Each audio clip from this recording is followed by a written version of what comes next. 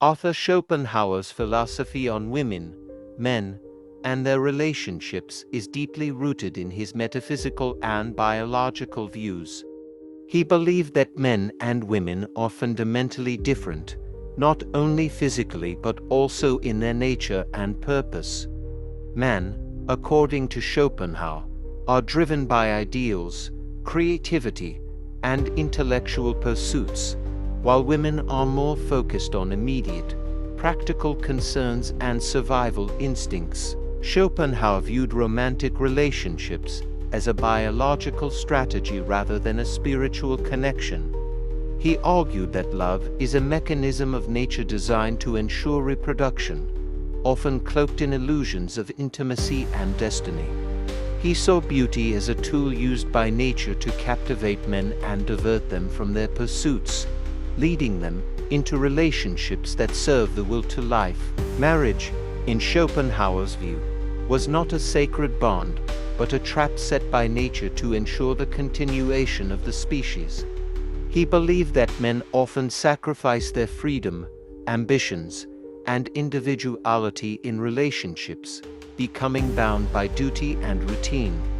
Women, he argued, wielded influence through emotional persuasion rather than logic or strength, shaping the lives of men indirectly. Schopenhauer's perspective was not intended as hatred, but as a warning to men to understand the forces at play in relationships and to avoid being consumed by illusions. His philosophy challenges individuals to seek truth and self-awareness, emphasizing the importance of detachment and clarity in understanding human desires and interactions.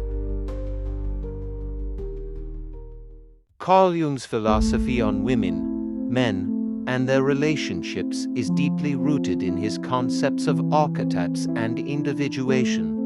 He introduced the anima and animus as archetypes representing the feminine aspect within men and the masculine aspect within women, respectively. These archetypes are crucial for achieving psychological balance and understanding one's inner self. Jung believed that relationships between men and women are influenced by projections of these inner archetypes. For example, a man might project his anima onto a woman, perceiving her as embodying his idealized feminine qualities. Similarly, a woman might project her animus onto a man, seeing him as embodying her idealized masculine traits.